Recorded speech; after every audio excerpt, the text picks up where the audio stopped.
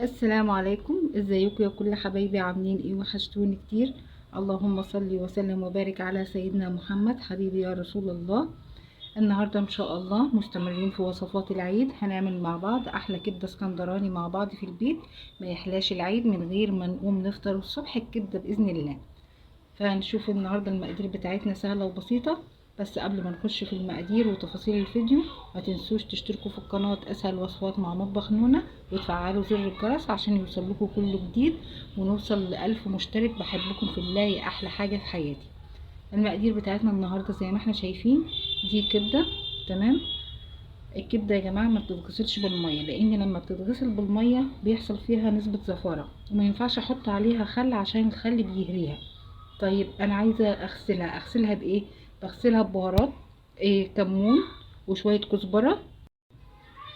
بجيب الكبده بتاعتي، قبل ما اقطع الكبده بتاعتنا بيبقى فيه قشره كده بسيطه فوق الكبده، اللي هي دي كده زي ما احنا شايفين مع بعض. تبقى قشره رقيقه كده مغلفه الكبده. القشره دي لو انا مشيلتهاش الكبده معاكي بعد ما تستوي هتلاقيها بتشد وتبقى جامده. لازم اشيل القشره ديت قبل ما اقطع الكبده. تمام. علشان تلاقي الكبده معاكي طريه وحلوه، بتشيل القشره ديت. وبعد كده بتقطعي الكبده بتاعتك القطع اللي انتي حباها. انا بحب اعملها القطع ديت عصافيري كده زي ما احنا شايفين. وبنقعها بكمون وكزبره وفص ليمون. بتنزل الميه بتاعتها كلها اللي ماهيش كويسه. وبتبقى عندك الكبده ريحتها بهارات وريحتها جميله، ما فيهاش اي ريحه زفاره خالص. تمام. دي الكبده بتاعتنا كده متقطعه ومنقوعه ومغسوله بالبهارات. تمام. وعندي هنا بصل متقطع، وعندي هنا طماطم برضو متقطعه، وهنا فلفله متقطعه، وهنا توم مفروم ني. والبهارات بتاعتنا زي ما احنا شايفين، هنا عندي كزبره ناشفه مطحونه، وعندي كمون، وعندي شطه، وعندي ملح. الكبده ما بيتحطش فيها فلفل علشان الفلفل بيخليها تسمر. تمام. دلوقتي انا جبت طاسه سخنه وحطيت فيها شويه زيت، والزيت بقى سخن. تمام. هنزل بالبصل بتاعي.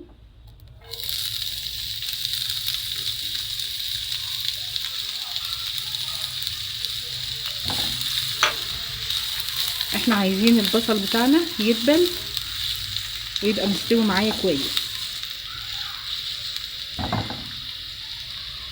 مش هنزل لا بفلفله ولا بطماطم خالص لغايه ما البصل بتاعي يستوي ويبقى دبلان خالص معايا.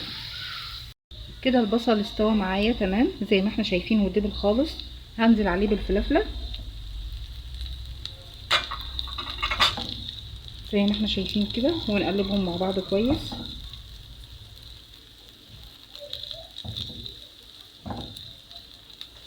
لغايه برضو ما نلاقي الفلفله دبلت معايا وبقت شبه مستويه. ما تنزليش بالطماطم علشان الطماطم ما بتاخدش سوا. تمام كده. انا وصلت للسوا المطلوب بتاع الفلفله. هنزل عليها بالطماطم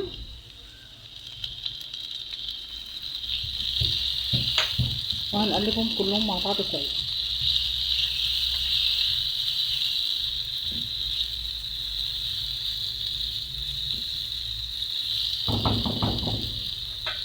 انا كنت مهديه النار في الوقت ده، انا هعلي النار على اعلى درجه حراره عندي، علشان ما ينفعش انزل الكبده والطاسه تكون درجه الحراره بتاعتها قليله. لازم انزل الكبده بدرجه حراره عاليه جدا عشان تاخد صدمه وتطلع طريه وحلوه.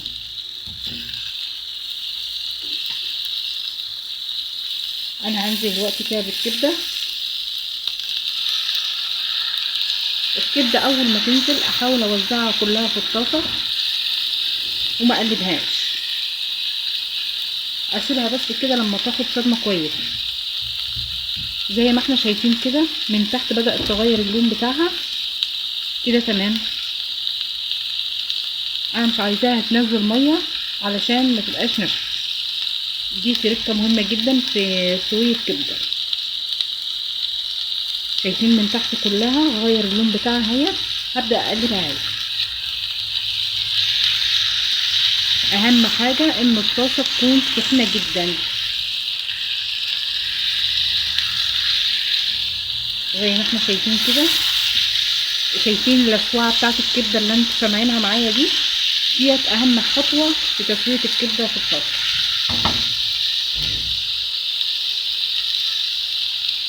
هحط كزبره ناشفه، وبحط برضو الكمون،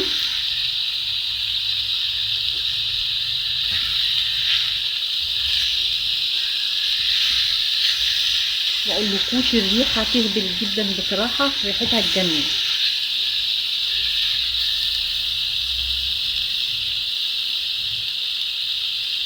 والشطه حسب ما انت بتحبي. وهنحط الملح برضو بتاعنا. لاحظوا لغايه دلوقتي انا لسه ما نزلتش بالثوم.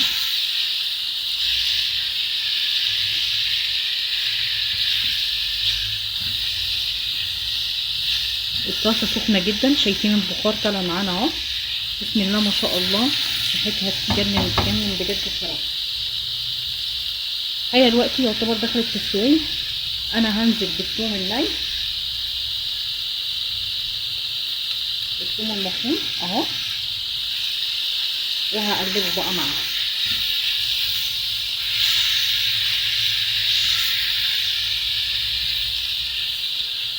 بسم الله ما شاء الله، جميله جدا، وهتلاقيها طريه وما هيش بتشد ولا ناشفه ولا اي حاجه.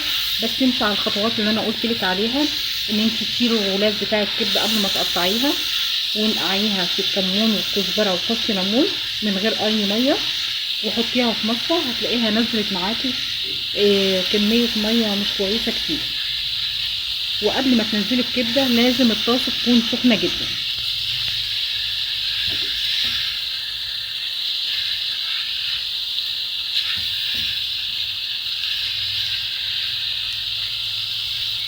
النهائي للكبده بتاعتنا، احلى كبده اسكندراني تفطري بها الصبح ان شاء الله، اول ايام عيد الاضحى المبارك. يا رب يجعل كل ايامكم عيد. وما تنسوش تشتركوا في قناه اسهل وصفات مع مطبخ نونا. بحبك في الله، يا احلى حاجه في حياتي. باي باي، مع السلامه.